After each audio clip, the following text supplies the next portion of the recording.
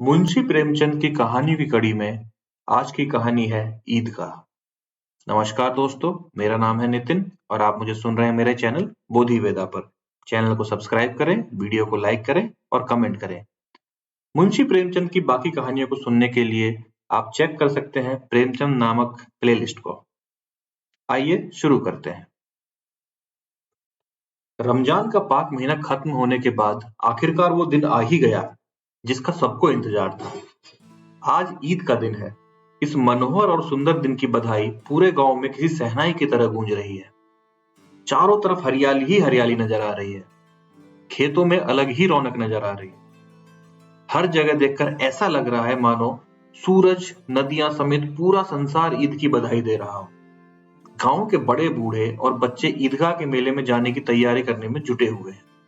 कोई अपने पुराने कपड़े सिल रहा है तो कोई जल्दी जल्दी अपने घर के और खेत के काम को निपटा रहा है। ईदगाह का मेला गांव से 3 कोस दूरी पर लगता था, जहां लोगों को पैदल ही चलकर जाना होता है और कभी-कभी मेले से घर वापस आने में देर भी हो जाती है। ईदगाह में जाने को लेकर सबसे ज्यादा खुशी लड़कों में नजर आ रही है। भले ही किसी ने एक रोजा भी ना रखा हो, लेकिन ईदगाह जाने की खुशी उनके चेहरे पर साफ है। पूरे महीने ये लड़के इस दिन का बेसब्री से इंतजार करते हैं। इन लड़कों को घर की परेशानियों से कोई वास्ता नहीं। घर में सेवैयां बनाने के लिए दूध हो, शक्कर हो या ना हो, इन्हें तो बस सेवैयां चाहिए। उन्हें नहीं मालूम कि उनके अब्बू गांव के चौधरी कायम अली के घर भागते हुए जा रहे हैं, ताकि उनके घर में आज ईद के दिन चूल्हा जल सके और वह अपने बच्चों को सेवैयां खिला सके। ये तो बस ईदगाह जाने की राह देख रहे हैं। एक तरफ बैठा महमूद अपने पैसे गिन रहा है। उसकी जेब से 12 पैसे निकले। महमूद के पास बैठे मोहसिन मियाँ भी अपने पैसे गिनने में लगे हुए हैं। 1, 2, 3, 8, 9, 15। मोहसिन खुशी से उछलकर पैसों को जेब में रखता हुआ कहता है, इन्हीं अनगिनत पैसों से आज अनगिनत चीजें लाऊंगा। मेले से ढेर सारे खिलौने, मिठाइयां और बहुत कुछ खरीद के लाऊंगा। गांव का गरीब बच्चा हामिद सबसे ज्यादा खुश है। हामिद 5 साल का एक दुबला पतला गरीब सूरत वाला लड़का है। हामिद के पिता पिछले ही साल हैजे से मर गए थे। उसकी माँ का शरीर भी पीला पड़ गया था, जिसके बाद वो भी दुनिया से चल बसी। गांव में ये किसी को नहीं पता था कि हामिद की अम्मी के शरीर का रंग पीला क्यों हुआ था। परिवार के नाम पर हामिद के पास एक बूढ़ी दादी थी, जिसका नाम था अमीना। अमीना ने हामिद को बताया था कि उसके अब्बा बहुत सारे पैसे कमाने गए हैं और उसकी अम्मी अल्लाह के घर उसके लिए अच्छे अच्छे खिलौने लेने गई है। ये सब सोचकर दादी की ऐसी बातें सुनकर हामिद बड़ा खुश रहता था। वो कहता, जब उसके अब्बू और अम्मी वापस आएंगे तो ढेर सारे पैसे और खिलौनों से वो मोहसिन नूरे सम्मी को चिढ़ाया करेगा। अपनी गरीबी से हामिद और अमीना दोनों ही वाकिफ थे। हामिद के पास एक भी जोड़ी जूते नहीं थे। उसके पास सिर्फ एक पुरानी और गंदी टोपी थी। ये सब सोचकर बूढ़ी अमीना अपनी कोठरी में बैठी रो रही थी कि आज ईद के दिन भी उसके घर में खाने के लिए कुछ नहीं है। वो ईद के दिन को कोस रही थी कि जब ऐसे ही अंधेरे में रहना है तो ईद आती ही क्यों है। तभी कोठरी में हामिद आता है और दादी से कहता है, दादी तुम डरो मत, मैं मेले से सबसे पहले आ जाऊंगा और कुछ नहीं खरीदूंगा। बूढ़ी अमीना परेशान थी कि गांव के सभी बच्चे अपने वालिद के साथ मेले में जा रहे। वो हामिद को अकेले गांव से इतना दूर कैसे भेजे। कहीं वो मेले की भीड़ में खो गया तो क्या करेगी। उसके पास तो जूते भी नहीं है। 3 कोस कैसे चलेगा, पैरों में छाले पड़ जाएंगे। लेकिन उसी दिन अमीना ने गांव के फहीमन के कपड़े सिले थे। बदले में उसे 8 आने पैसे भी मिले थे। अमीना ने उसमें से 3 आने हामिद को मेले में घूमने और मिठाई खाने के लिए दे दिए और बाकी के 5 आने अपने पर्स में रख लिए, ताकि ईद के दिन अगर घर पर धोबन, नाइन और चुड़िहारिन आए तो उन्हें सेवैयां खिला सके। कुछ ही देर के बाद गांव का एक दल सज धज कर मेले की तरफ निकल पड़ा।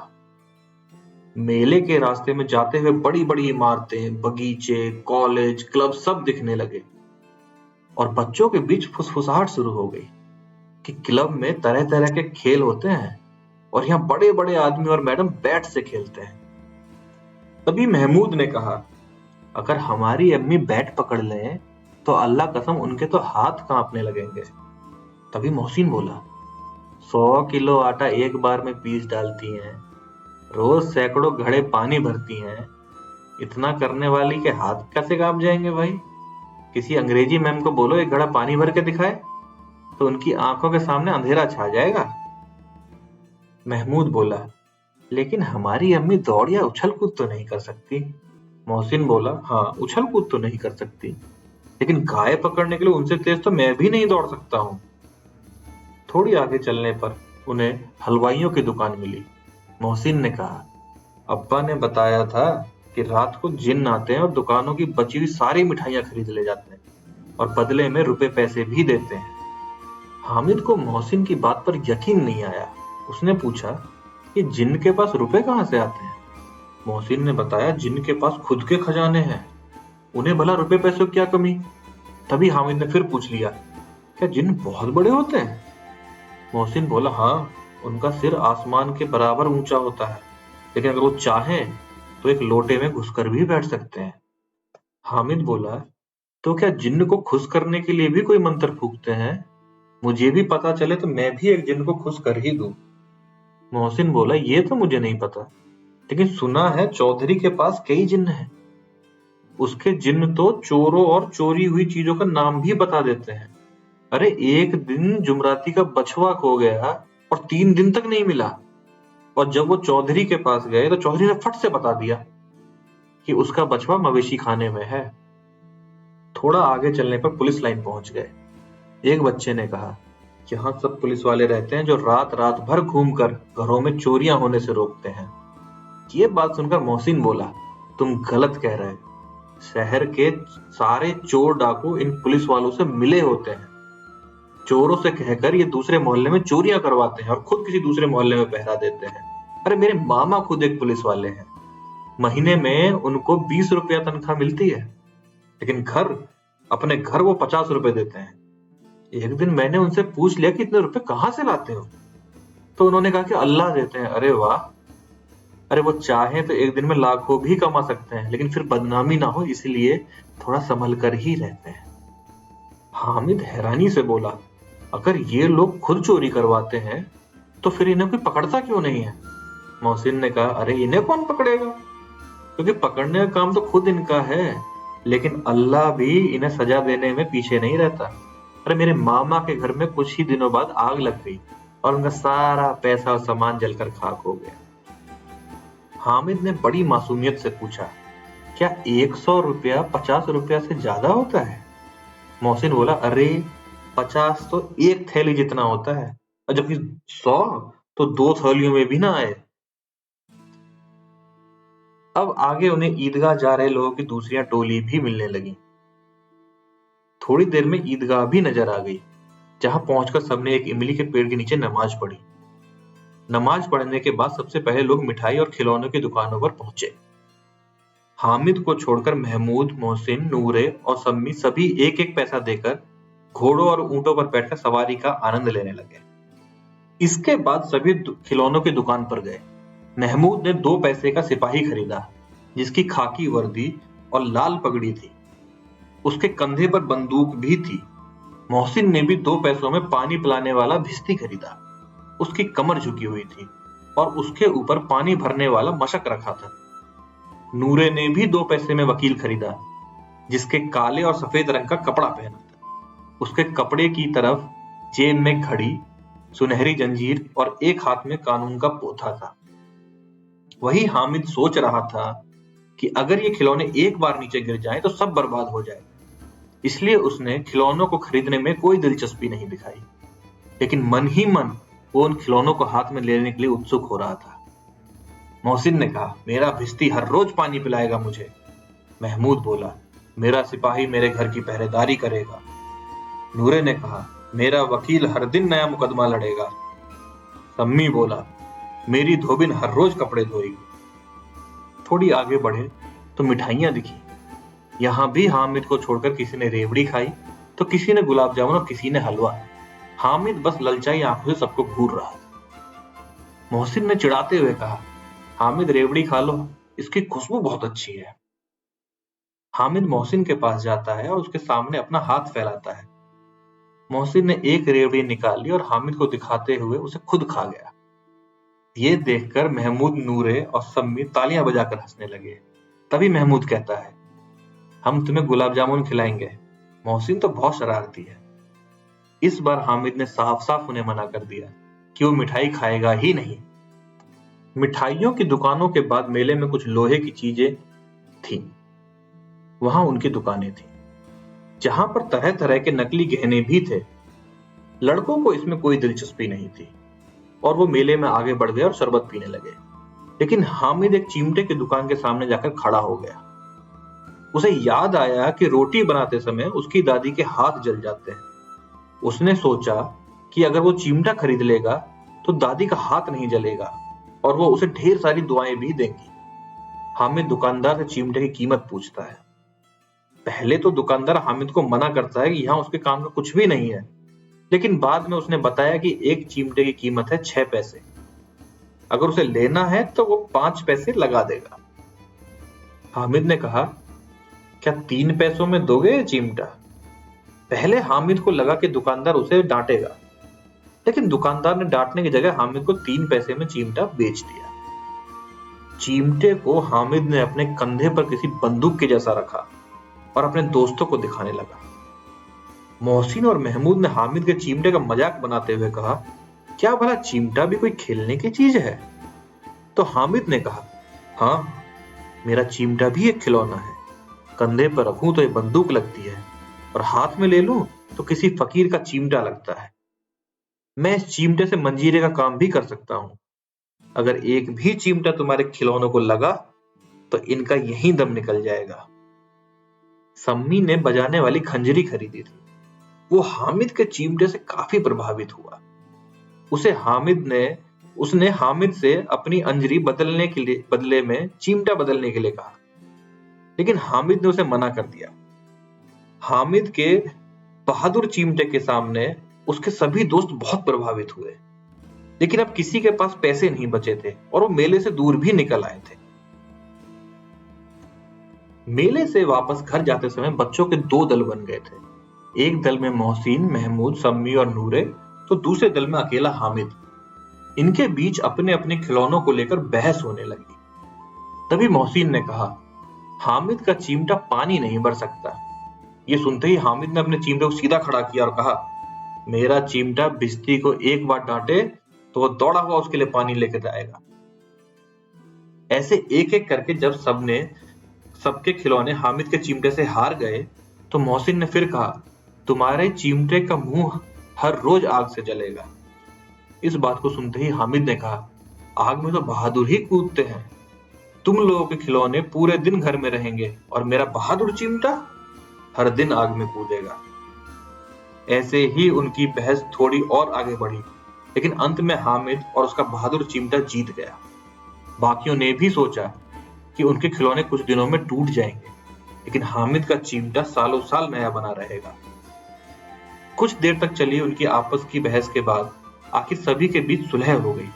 सुलह के नाम पर सभी बच्चे एक एक करके हामिद का चिमटा अपने हाथों में पकड़ते और हामिद भी एक एक करके उनके खिलौनों को देखता। हामिद ने सारे खिलौने देखने के बाद कहा, मैं तुम लोगों को बस चिढ़ा रहा था। भला कोई चिमटा कैसे किसी खिलौने की बराबरी कर सकता है? ये खिलौने बड़े सुंदर हैं। ऐसा लगता है कि बस अभी के अभी ये सारे बात करने लगेंगे। हामिद की बात सुनकर मोहसिन ने कहा, लेकिन ये खिलौने देखने के बाद कोई हमें दुआ तो नहीं देगा? इतने महमूद मियाँ बोल पड़े, दुआ छोड़ें भाई, ये मिट्टी के खिलौने देखकर कहीं अम्मी जान हमें मारने ना लगे। अपने दोस्तों की बातें सुनकर हामिद मन ही मन काफी खुश हो रहा था।